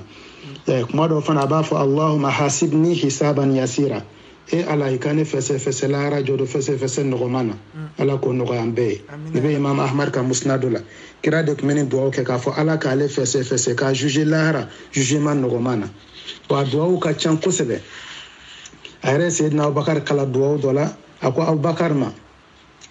a ko yani ka salam bila i k'a fɔ Allahumma inni zalamtu nafsi zulman kathira ala ne n yɛrɛ kun tɔɲɔkun caman na wala yaghfiru dhunuba illa ant mɔgɔ si tɛ jurumu yafa fɛ e ala faghfir li maghfiratan min indik i ka yafa ne ma yafa la ka bɔ e yɛrɛ yɔrɔ warhamni ala i ka hinɛ ne na innaka antal ghafurur rahim ala e de yafa masa e de hinɛ masa ye ni bɛ Bukhari la ni bɛ Muslim na bon a ka ca tɛ se k'a bɛɛ fɔ a ka ca parce que kira delila sallallahu alaihi wasallam cɛ dɔw lamɛn tahiyya in kɔfɛ cɛ bɛ ka duwawu jumɛn kɛ Allahumma inni as'aluka ya Allah riwaya wɛrɛ la billahi al-wahid al-ahad as-samad alladhi lam yalid wa lam yulad wa lam yakun lahu kufuwan ahad an taghfira li dhunubi innaka antal ghafurur rahim kira ko sallallahu alaihi wasallam qad ghufira lahu ko ala yafara ni tigima bon nin bɛɛ bɛ yen an kan ka nin duwawu caman kalan yanni an ka kɛ duwawu kura dilen ɲɔgɔn ma don o don kira y'a ka sahabaw kalan nin caman de la hali anw yɛrɛ t'a caman dɔn o kumana an b'a ɲini Alahu subhanahu wa ta'ala fɛ ala ka yafa an ma bon souvent fana tahiyya ni salamu cɛ kira sallallahu alaihi wasallam tun bɛ duwawu jumɛn kɛ Allahumma ighfir li ma qaddamtu wa ma akhartu ala yafa ne ma ne ye min kɛ ka kɔn ani min bɛna kɛ wa ma asrartu wa ma a'lantu n ye min kɛ gindo la ani ye min kɛ kɛnɛ kan wa ma asraftu ani ye dansago fɛn min na israfu de ye dansago ye hali ka dumuni kɛ ka taa tɔ bɔn walama ka sɔrɔ kɛ cogo dɔ la tɔ kan ka kɛ ka dépassé min kɛ i ka taa ta k'a kɛ ka tulon kɛ wa ma anta a'lamu bihi minni ala bɛ min dɔn ka tɛmɛ ne yɛrɛ kan i k'o bɛɛ yafa n ye anta al-muqaddam wa anta al-mu'akhir la ilaha illa anta e de fɔlɔ e de laban ye masa si tɛ fana fɔ e ala o kumana an b'a ɲini Alahu subhanahu wa ta'ala fɛ hali sisan ala k'an dɛmɛ ala ka sababu ɲuman k'an ye anta al-muqaddam wa anta al-mu'akhir la ilaha illa anta o kumana duwawu ninnu ka ca a bɛna se ka a bɛɛ fɔ mais kira tun bɛ nin kɛ sallallahu alaihi wasallam n'a tilala tahiya la n'a tilala allahumma salli la a bɛ nin dugawu ninnu kɛ n'a ka di i bɛ se ka dɔ ta ninnu na allahumma hasibni hisaban yasira o ka nɔgɔ ala ni fɛsɛfɛsɛ lahara la fɛsɛfɛsɛ min ka nɔgɔ i y'a dɔn o dugawu kun d'a ma jan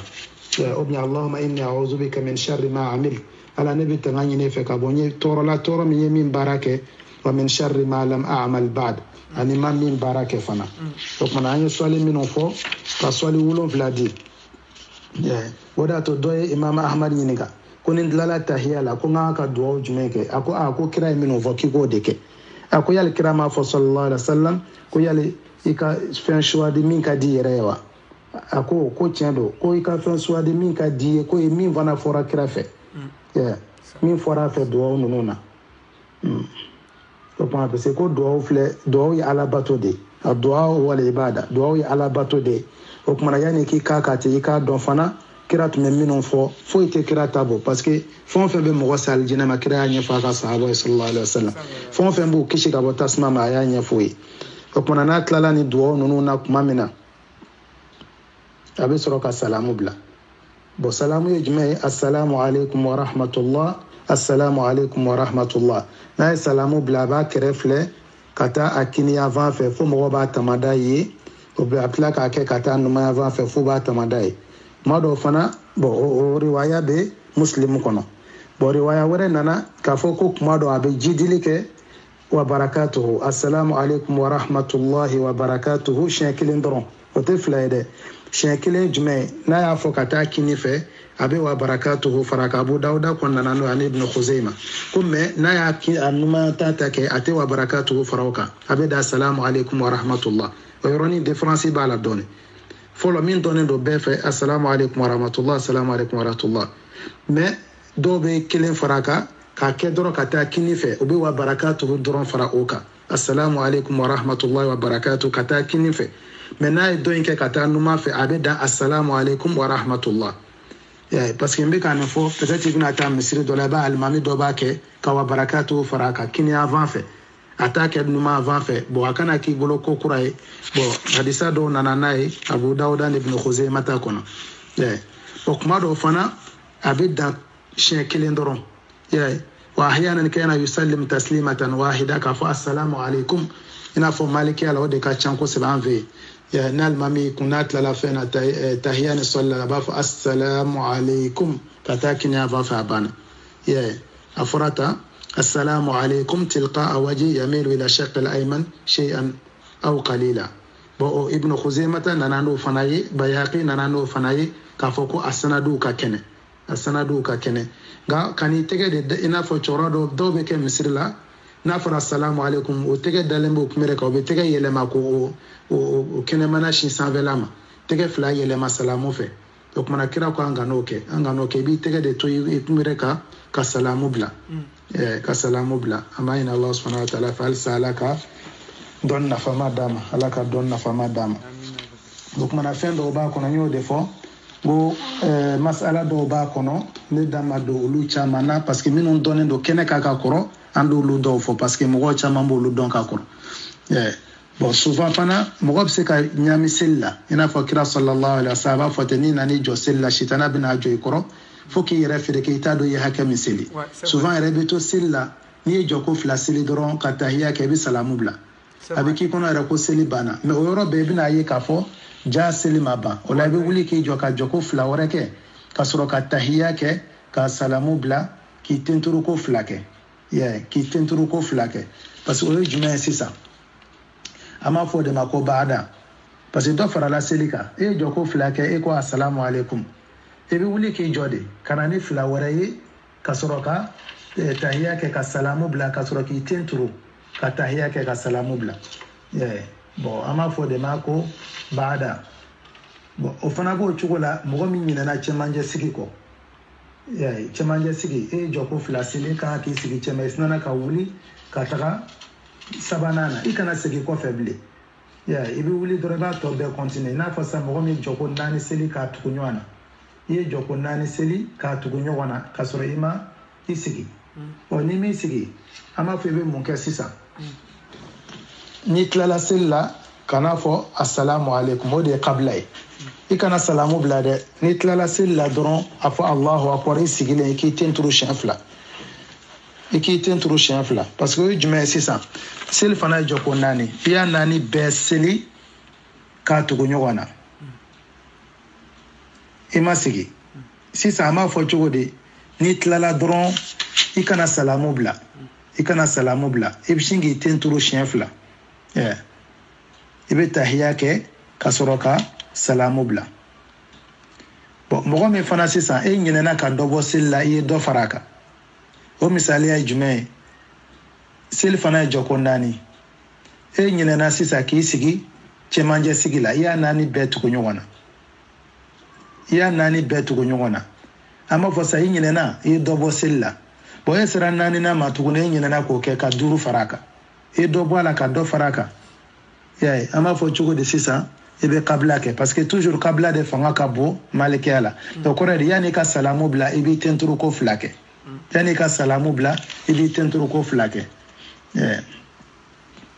o kuma na ala k'an bɛ sababa ma mais an bɛ tɛmɛ n'a ye toujours ka fɛn ninnu dɔw fɔ dɔɔni sisan dɔw bɛ yen n'u nana don misiri kɔnɔ an b'o fana fɔ u bɛ ɲinɛ tellement que u bɛ pressé ka na u biri alimami fɛ ka sin ka ruku kɛ ka sɔrɔ u t'a fɔ Allahu akbar seli dunna Allahu akbar fɔlɔ min bɛ fɔ ye wajibi de mɔgɔw ko hakili to yɔrɔ la kosɛbɛ hali ni nana sɔrɔ mɔgɔw birilen don parce que ni nana alimami sɔrɔ a kunbɛlen minɛnen don i y'ora k'a sɔrɔ mais o kɔnɔna na i kana ɲinɛ ka Allahu akbar fɔ ka sɔrɔ ka don sisan alimami fɛ voilà bon hadisa dɔ bɛ yen innama ju'ila al-imamu liyu'tamma bihi alimami de bilala pour que an k'a ladege o ye hadisa dɔ ye bon filanan dɔ bɛ yen fɔlɔ innama ju'ila al-imamu liyu'tamma bihi alimami de bilala pour que an k'a ladege bon sisan toujours an bɛ mazhabu na mu k'o de fɔ an bɛ kuma kelen de ka a la parce que a caman bɛ u ka kabila ni baadaw na cogo tɛ kelen nka a caman ye masala ijtihadiyaw de ye dɔnnibagaw fana sɔnna a kumaw ma n bɛna misaliya dɔ di sisan mɔgɔ min sisan e nana don seli kɔnɔ safo jɔko fɔlɔ taara k'i to misaliya la safo jɔko fɔlɔ y'a dɔn alimami b'o bɔ kɛnɛ ma i y'a ye mais o tagara k'e to bon ni alimami salamu bila i bɛ wuli i y'a ye i tɛ Allahu akbar kura kɛ bilen i bɛ na ni arakan dɔ ye ani suran k'a bɔ kɛnɛ ma parce que i bɛ ka kumakan de sara sisan min taara k'i to mais i b'i sigi a la ya mun de don parce que i ka 4nan de don i bɛ salamu bila u b'a fɔ de ma umul janahin yeah parce que munna i ye 2nan min sɔrɔ alimami fɛ o tun y'i ka fɔlɔ de ye fatiha ni suran b'o la wa i ye laban min fana sara ni fɔlɔ min taara k'i to fatiha ni suran b'o la o tuma côté 2 bɛɛ fatiha ni suran b'o la sisan i nana don alimami fɛ safo la jɔ ko 2nan na ka 3nan kɛ ka 4nan kɛ n'a ye salamu bila i bɛ wuli k'i jɔ ka fatiha kala ka suran kala yeah mais jɔ ko fɔlɔ taara k'e to ani 2nan ni alimami ye salamu bila i bɛ wuli i bɛ na ni jɔ ko 2 ye yeah i bɛ fatiha kala ka suran kala ka i kan bɔ kɛnɛ ma yeah k'i kan bɔ kɛnɛ ma a 2 bɛɛ la k'i sigi ka tahiya kɛ ka salamu bila u b'a fɔ seli cogo ma magluba parce que suran 2 de tardela dɔ in kɔfɛ yeah bon a 3 taara k'e to i ma jɔ ko fɔlɔ sɔrɔ i ma 2nan sɔrɔ i ma 3nan sɔrɔ i nana laban de sɔrɔ 4nan ni alimami ye salamu bila dɔrɔn i bɛ wuli k'i jɔ i bɛ na ni rakan kelen ni fatiha ani suran ye yeah i b'i sigi parce que munna e ka 2nan de don o kɔfɛ i bɛ na ni rakan kelen tuguni ni kuranna ni fatiha ni suran ye k'o pɛrɛn yeah o kɔfɛ tuguni i t'i sigi o la dɛ i bɛ na ni kelen wɛrɛ tuguni yeah ni fatiha dɔrɔn ye yeah u b'a fɔ o de ma ko hubla an b'a ɲini Alahu subhanahu wa ta'ala fɛ hali sisan ala k'an dɛmɛ ala ka dɔnni nafama d'a ma bon mɔgɔ bɛ se ka ɲinɛ sisan an y'o de fɔ farida minnu bɛ seli kɔnɔ don dɔ la an kumana dɔɔni k'a la an b'a fɔ sujudu bɛ seli kɔnɔ ruku b'a kɔnɔ fatiha b'a kɔnɔ olu kunbɛnminɛ filɛ ani fatiha kalanni ani ka taa tenturu la nin bɛɛ ye wajibi de ye seli kɔnɔ o tuma n'i ɲinɛna wajibi kɔ seli kɔnɔ f'i ka na n'o de ye kabila ni baada t'o ɲɛ a misaliya ye jumɛn ye sisan an ko ni mɔgɔ min filila sisan tenturuli 2 de don seli kɔnɔ e y'i tenturu i wulila k'i jɔ i ye fatiha daminɛ i sera wala dɔɔlin amin i ko jaa ne ɲinɛna n ka jɔ ko fɔlɔ in tenturu kɔ o y'a sɔrɔ i bɛ 2nan na ango iti sigi de ibishin kana ibi jolento ibi sigi kana isigi fo duguma ka Allah akbar fa ki tenturu ka subhana rabbiyal a'la wa bihamdi ni yo shen sabake ibi wuli ki jo nasru itlala fatiha la be suran damne ko to ke ka flana kumere mine ke ka selike akechula ni salamu bla ni tlala sel la pebe tenduru ko flake o ibadai parce que mona do fara la selika ikunyina na tenduru ko segira kana nofe na flana hakili ma jigi tenduru li na wala kumere mine na wala fatiha la joko fola fa ya sura flana kumere mine ni flana kumere mine kaba fola inde chena kaba inyina na tenduru ko ala sawo inyina na fatiha ko ala inyina na farda yoro ko ala akse ka rattraper bli parce que kumere mine fi willa ibe joko flana mina bishingo ke foloi ni yo ke foloi ibitla ka kelen wore ke ka tugola ka tahiya ke sisa ye sabake kelen chena ma se ka dla ki to i jole fi kumere mine minge yakle jigira la se ka dla bli yo kuma ye kumere mine min ke de flana ibo ke foloi ka flana tugola ki sigi ka tahiya ke ni seli bana pe o betenduru ko flake salamu kofe parce que au cours de sisa ama fo chugo di i seli kera duru ibolo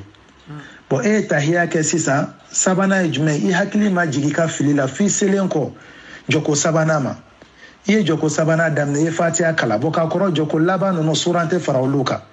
me yani ko kumbere mne ko jane ka sujudu tenduru make yeve wala kumbere mne make yeve wala ni make ibe sabana mina ibishinga surando fara oka ka koro surante fara oka me be suran faraka parce que bina blasi sa follow de nona wala fulana nona no lu cheni bolo donc man ni suran faraka ibi kumbere mne bi tenturu sujudu la ni wulla ka bola ibi sigi ka tahiyake ikma ka sigi me muna sigire parce que yake ka follow remplacer ni tahiyake ni tlala sisa ibi tla ka joko flake ni selfana nundo wala lazara wala safu wala ni fitri de be kelenge ka tahiyake ni salamu blabi tenturu shnafla ga nani na hakili ma jigi ka follow dlalila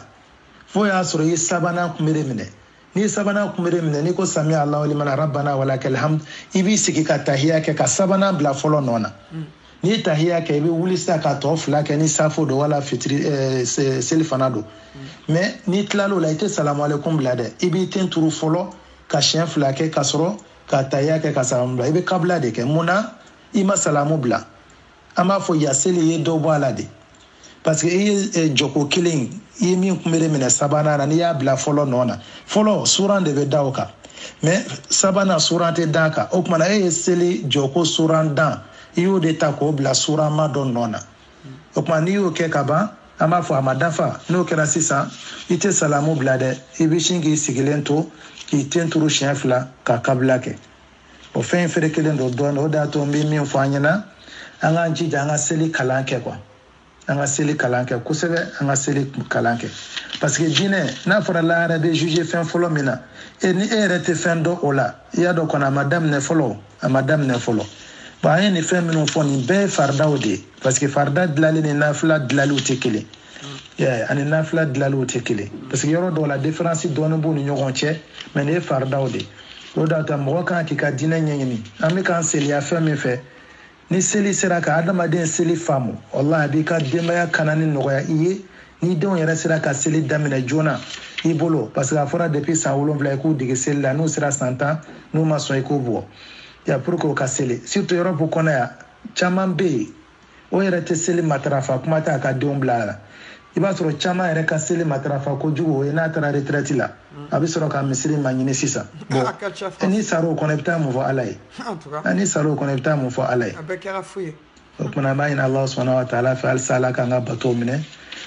alaka sababu man kan manyini fana an fe hal sisa an be an kalando de mal sanga do faranga kalanka hal sanga do faranga kalanka de parce que dine donite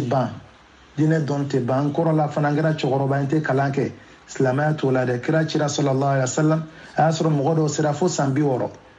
ya ushiu me o benata we kalanke ya Hassan ibn Sabit no flene sambi woro jahiliya kono sambi woro islamaya kono sanke men samuga alaje bo nunu chama u korola me kirabe chiwat ma sallallahu alaihi wasallam korola chama be u jija ka dine kalaka don fo ka ke dine chawe o pammo bale kwante dine kalanke na tara wari ni rola alma yoro chama be kan kala yoro no ke vite fait mais mumba bali kitse ka ika dine nyini ibobo bara yoro la na kira minti bisaba ka ti sigi misirla ka don ba do nyininga ni kiti bede surtout alhamdulillah français kono du misri caman be mɔgɔ kalanenw b'a kɔnɔ minnu bɔra Mali la ka na a dɔw bɛ darisiw di hali u tɛ sara u bɛ darisiw di mɔgɔw ma Ala kama pour que u ka se ka diinɛ ɲɛɲini mais anw b'a préférer toujours ka taa sigi yɔrɔ la yɔrɔ minnu yɛrɛ mankutu man di a kɛra telefilɛ yɔrɔ ni damubɔ yɔrɔ ni sobiyeta yɔrɔ la ka ban diinɛ ma ni diinɛ dun fɔra fana anw de tila k'an da don a la hali min tɛ se k'a tɔgɔ sɛbɛ o de bɛ karamɔgɔ classé nin de kalan bɛ nin bɛɛ ye jama de bɛ nin kɔ nin bɛɛ ye k'a sɔrɔ e yɛrɛ tɛ i ka diinɛ dɔn bon lahara i tɛ taa ɲininka i karamɔgɔ la i bɛ ɲininka i ka diinɛ de la i ka seli i y'a kɛ cogo di a ɲɛn'i bolo cogo di o kumana Ala k'an bɛn sababa ma Ala k'an bɛn sababa ma Ala ka diinɛ ta fanga d'an ma ya rabbi an ka jurumu Ala k'u yafa an ye sitana selen don an na fɛn minnu na k'o yafa an ya rabbi Ala m'o kɛra an ka jamanaw ani silamɛ jamanaw bɛɛ Ala ka basigi d'u kɔnɔ Ala ka basigi d'u kɔnɔ diɲɛ nata k'a bɔ an dusukun na ya rabbi Ala m'o kɛra an bɛ fɛn minnu fana sɔrɔ hali ni fɛn bɛrɛw tɛ k'a kariya kun an na ya rabbi Ala m'o kɛra Ala bɛ fɛn minnu fana d'a ma k'a kɛ sinji tugu nafolo ye k'a kɛ diinɛ dɛmɛ nafolo ya rabbi Ala m'o kɛra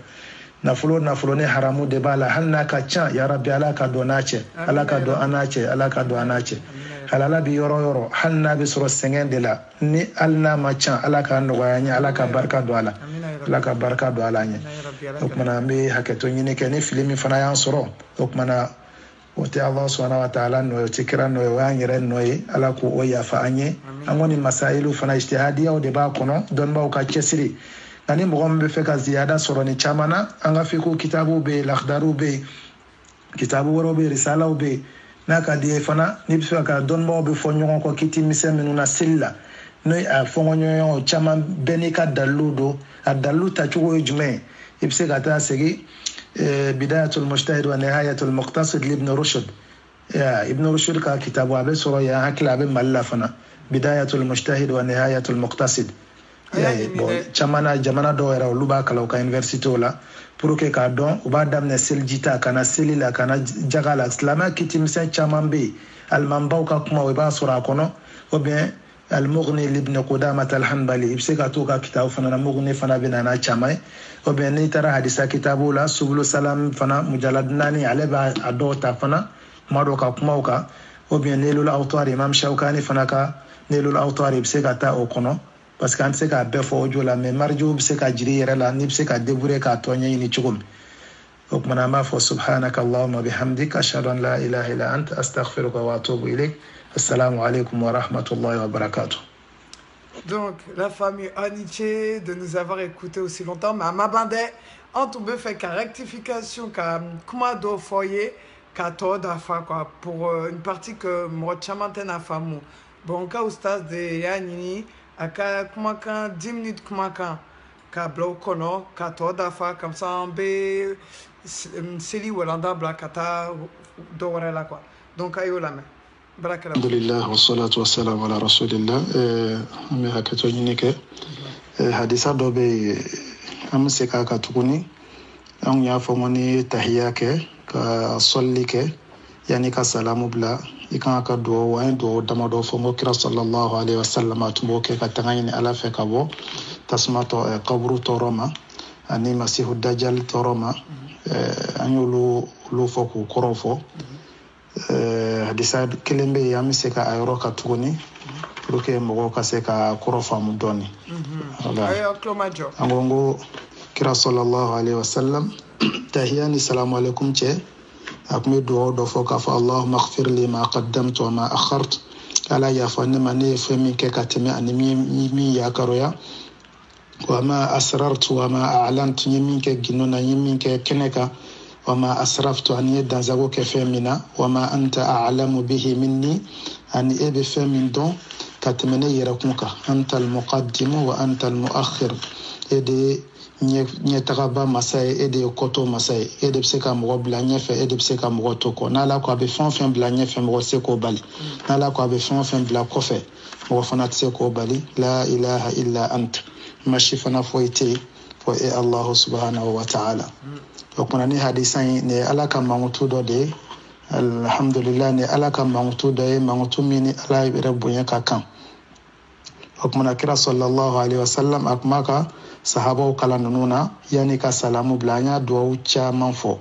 an ye duwawu caman fɔ an ye min fɔ a bɛ ɲini ka se 4 ma walama 5 ma bon ka can dɔɔni ngo kira sallallahu alaihi wasallam kun bɛ to ka nin de fɔ a ka sahabaw ye o kuma hadisa in ka kɛnɛ fana an ko hadisa in bɛ muslim kɔnɔ hadisa 771 o kuma a kun bɛ nin de fɔ an ye caman fɔ ka tɛmɛ ngo a kun bɛ minnu fɔ yani a ka salamu bila o kuma an ye dɔw fɔ i n'a fɔ a kuma fɔ ala ye ka ne fɛsɛ la min ka nɔgɔ an ko o de ka surun dɔɔni ni min bɛ se k'o fana fɔ bon a ka ca hali an yɛrɛ tɛ se k'a bɛɛ dɔn an tɛ se k'a bɛɛ dɔn mais a kun b'a fɔ allahumma hasibni hisaban yasira allahumma hasibni hisaban yasira ala ye ka ne fɛsɛ la min ka nɔgɔ o bɛ imam ahmad ka sunanu kɔnɔ nin bɛɛ bɛ se k'a fɔ yani ka salamu bila tahiya ni allahumma salli kɔfɛ ala k'an bɛ sababa ma o kuma an ko ni hadisa in al-muqaddim wal-mu'akhir ni ala k'an bangutu de bon a tɔgɔ fila de bɛ fɔ ɲɔgɔn fɛ a bɛ fɔ ko wa hazani al-ismani min al-asma'i al-muzdawaja kuma fila min bɛ don ɲɔgɔn na i n'a fɔ i tɛ kelen fɔ ka kelen to yen a fila bɛɛ fɔli de dafa ye ala de bɛ se ka fɛn bilali ɲɛfɛ ani fɛn toli kɔfɛ o ye ala ka mankutu dɔ de mɔgɔ si tɛ se k'o kɛ fɔ alahu subhanahu wa ta'ala parce que a yɛrɛ y'o fɔ a bɛ kɛ sariya kɔnɔ i n'a fɔ adamadenya na ala ye hali nabi ɲumanw bila ɲɔgɔn ye a ye nabi ɲumanw fisaya ni danfɛn bɛɛ ye a ka danfɛn bɛɛ lajɛlen ye mais nabi ɲumanw yɛrɛ ni ɲɔgɔn cɛ kiraw u bɛ ɲɔgɔn ye ulul azmi bɛ yen k'a daminɛ nuhu ka na fo kira la sallallahu alaihi wasallam nuhu ani ibrahim ni musa ni isa ni kira alayhi salatu wassalam a y'olu duuru ta k'olu fisaya ni tɔw bɛɛ ka tila ka kira sallallahu alaihi wasallam fisaya ni tɔw bɛɛ o kumana jɛn de y'o bila bɛɛ ɲɛ o ye allah subhanahu wa ta'ala de ka kɛwale n'o de ye ka fɛn dɔ bila fɛn bɛɛ lajɛlen bon a bɛ adamadenw bila ɲɔgɔn ye cogo min limaniya na a b'u bila ɲɔgɔn ye cogo la dɔɔni na ani baara la kɛwale ani jogo fana na bon adamaden ka bila ɲɛfɛ mun bɛ s'a ma ala ɲɛsiranya nafolo tɛ mɔgɔ kɛ ɲɛfɛmɔgɔ ye tɔgɔtigiya tɛ maa kɛ ɲɛfɛmɔgɔ ye dɔɔni ni limaniya ni jogo baara n'o ye ɲɔgɔn dafa maa min na e ye ala bolo mɔgɔba de se k'a bɛ bila ɲɛfɛ bon i bɛ to kɔfɛ ni mun fana ye ala k'an kisi ni ala kota ye o de y'a to kira sallallahu alaihi wasallam tahiya kɔfɛ kuma bɛɛ a bɛ duwawu caman kɛ nin yɔrɔ ninnu na ala k'ale ka jurumu yafa a ye min kɛ kɛnɛma a ye min kɛ fɛn hali ni jurumu t'a la a bɛ nin bɛɛ fɔ pour que jurumu bɛ anw minnu na an kana seliya ala wele la kɛrɛnkɛrɛnnenya seli kɔnɔ parce que adamaden ka surun ala la yɔrɔ jumɛn i tɛ n turulen sujudu la o kumana i ka duwawu caya o la i ka n'o kɛ kuranna kala yɔrɔ ye i ka yafa deli ala subhanahu wa ta'ala fɛ o kumana adamaden mako bɛ kuma bɛɛ ala weleli de la ala weleli de la ala de bɛ se k'i bila ɲɛfɛ ala de bɛ se k'i bila kɔfɛ o kumana ala fana o ye ala ka hinɛ de n'a ka d'a ye a b'i don a ka tasuma na ni n'o ka kan o tɛ ko a y'i tɔɲɔ ye parce que ala ta de y'a ka jahanama ye n'a y'i don a kɔnɔ a m'i tɔɲɔ n'a y'i don a fana ka alijinɛ kɔnɔ o kumana fana ala bɛ fɛn kɛ min ka d'a ye parce que anw ta tɛ fɛn ninnu ye ala subhanahu wa ta'ala taw de don ala k'an bɛ sababa ma parce que ka limaniya ninnu na o bɛ mun jira adamaden na a bɛ cɛsiri di adamaden ma ka tila ka jɛn fana ala ye fɛn min kɛ ka fɛn min bila ɲɛfɛ i ka limaniya ni o ye n m'a fɔ mɔgɔ min yɛrɛ y'i yɛrɛ namara k'i yɛrɛ kɛ maa ɲuman ye ka sɔrɔ i tɛ mɔgɔ ɲuman ye o ko tɛ mais mɔgɔ bɛ siran ala ɲɛ ni dɔnnibagaba don an b'a fɔ ala kɛmɛ k'a tigi bila ɲɛfɛ n'a ka dɔnni ni ala ɲɛ siranya ye i n'a fɔ mɔgɔ min ye ala kotalaba ye hali ni mɔgɔ diɲɛ nafolo bɛɛ b'a bolo diinɛ mɔgɔw fɛ e bɛ bɛɛ de kɔfɛ hali n'a sɔrɔ i ye diɲɛ jamana bɛɛ ye ɲɛmɔgɔ ye o kumana ala k'an bɛ sababa ma o kumana dɔ fana ko a ma ko différence jumɛn bɛ aljabar ani alqahar ko o wala bon fɛn dɔw souvent bamanankanw bɛ mɔgɔ sɛgɛn parce que jabaru kuranna kɔnɔ ani tɔgɔ ala tɔgɔ wɛrɛ de bɛ fɔ ɲɔgɔn fɛ i y'a ye al-azizul jabbar azizu ye masaba ye jabaru ye fana ye bimana al-qahar a bɛ na o fana kɔnɔ karabali masa o bɛ masaba a bɛɛ bɛ taa ɲɔgɔn na i y'a ye parce que azizu o ye bonya bɛɛ lajɛlen tɔgɔ o bɛ ala min na i n'a fɔ ala ko innal izzata lillahi jami'a bonya bɛɛ lajɛlen de ye ala ta ye i y'a ye o kumana o bonya o bɛ kɔrɔ saba ta fanga bonya o ye ala ta ye fanga i n'a fɔ huwa razzaqu zul quwwatil matin gɛrɛjɛgɛ masa de don fanga masa fana de don o kumana an b'a fɔ azizu bɛ izzatul quwwata fanga ka bonya a bɛ se ka fana izzatul imtina yani balli fana bonya ala de ye karili a kariyalen don a jɔnbaa kelen na hali n'a bɛɛ jɛra ka ala ko ta a tɛ foyi tiɲɛ ala ye o ye bonya dɔ ye ala ye sabanan fana bonya dɔ bɛ yen ala ye an b'a fɔ ma izzatul qahar wal ghalaba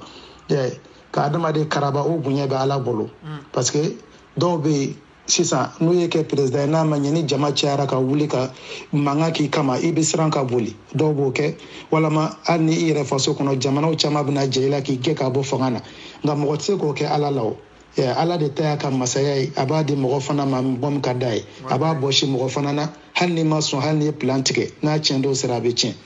o kumana limaniya nin yɔrɔ la ala nin bɛ mun jira adamaden bɛ kɛ yɛrɛ majigibaa de ye ala ye kelen pe ye o tɛ i t'i kɔsɛmɛ foyi la fɔ ala i t'i mako se foyi la fɔ ala n'i bɛ bonya fana ɲini i b'o ɲini ala de fɛ o kumana a bɛ se ka jabaru kɔrɔta fana jabaru bɛ kaharu fana kɔrɔta parce que jabaru ye bonya min ye bi ma'ana al-qahar ya karabali masa jabaru fana b'o ta jabaru fana kɔrɔ ye kɔrɔtali fana ala min kɔrɔta mɛ fɛn bɛɛ sanfɛ o b'o fana ta bon kaharu fana an ko de kaharu ye karabali masa ye an ko kaharu bɛ na a bɛ kɛ jabaru fana ye o bɛ se ka kɛ k'a fɔ al-qaharu bi ma'ana al-jabbar